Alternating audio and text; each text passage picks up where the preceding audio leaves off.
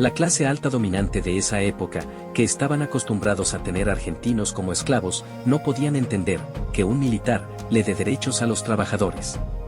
Tal vez, si hubieran prestado atención a Perón antes de su carrera política, hubieran entendido por qué buscaba lograr esos objetivos y la historia hubiera sido otra.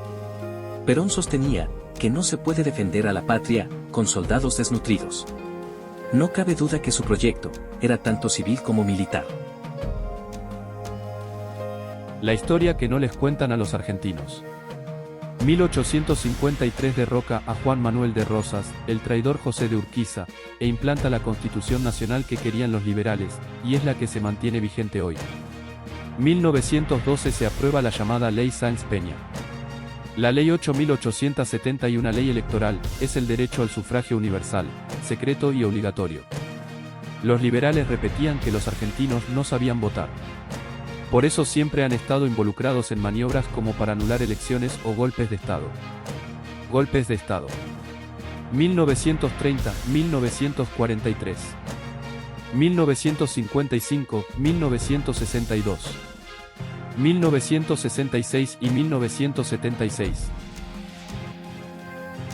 En este último golpe de Estado, si bien Raúl Alfonsín asumió la presidencia el 10 de diciembre de 1983, los represores siguieron operando un tiempo más, incluso pusieron una bomba a la planta transmisora de Radio Belgrano, y un día después, en el mismo lugar, volvieron y ametrallaron a la policía que estaba vigilando esa planta. No hubo heridos, solo un susto.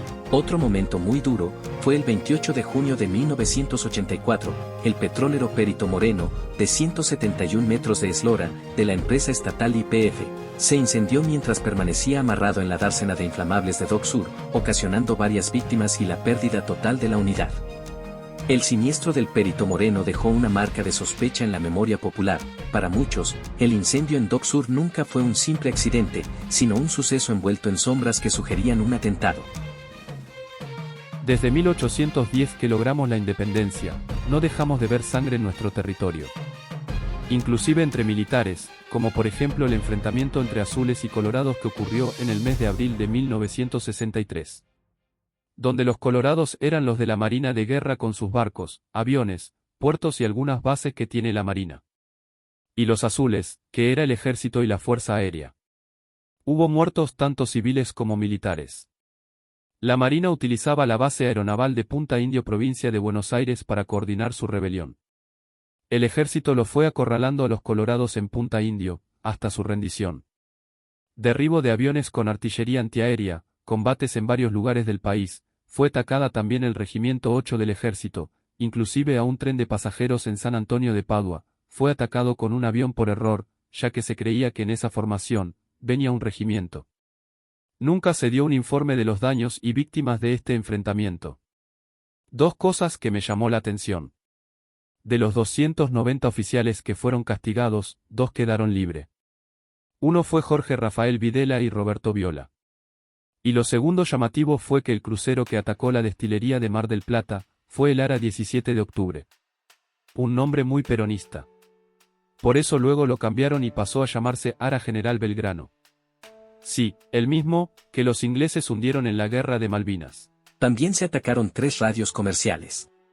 Entre ellas, la torre de LR2 Radio Argentina, que se encontraba en Remedios de Escalada, en la avenida Uriarte enfrente del cementerio de Lomas de Zamora. Esa torre fue un hito de la radiodifusión nacional, fue la primer licencia otorgada a una radio, y de tener una producción continua de radio en el mundo. Sus imponentes 128 metros de altura, con un formato rómbico, la convirtieron en una proeza de ingeniería en 1920. Además de su historia, era un referente geográfico ineludible, que dominó el horizonte del sur bonaerense durante décadas. La caída de esa torre, además, hubiera sido un desastre para los que habitan ese barrio. De la economía no voy a hablar ahora, porque me desvío del tema, pero tengan en cuenta algo: en diciembre de 2015 el dólar estaba a 9 pesos, 10 años después el dólar está a 1.170 pesos. ¿Qué pasó? Pasaron 3 presidentes: Mauricio Macri, Alberto Fernández y Javier Milei. Con respecto al Partido Justicialista, desde la década de los 90 perdió su rumbo. No le echemos la culpa ahora a los militares. Ahora el error es del manejo de sus directivos. Respeten la Carta Orgánica. Necesitamos de este partido político funcionando. El libertinaje de poder que maneja la derecha es increíble. Terminemos con esto. Para entender esto, y trabajar en una salida que le sirva a nuestro país, tenemos que revisar lo ocurrido en el Partido Justicialista. En estos listados, figura los casi 79 años de trayectoria. Utilicé un término jurídico llamado interino para señalar el trabajo de reactivar una organización civil nacional como esta. Para después sí, comenzar una segunda etapa, que es la de darle la actividad acorde a su estatuto y su vínculo con las diferentes unidades básicas en todo el país.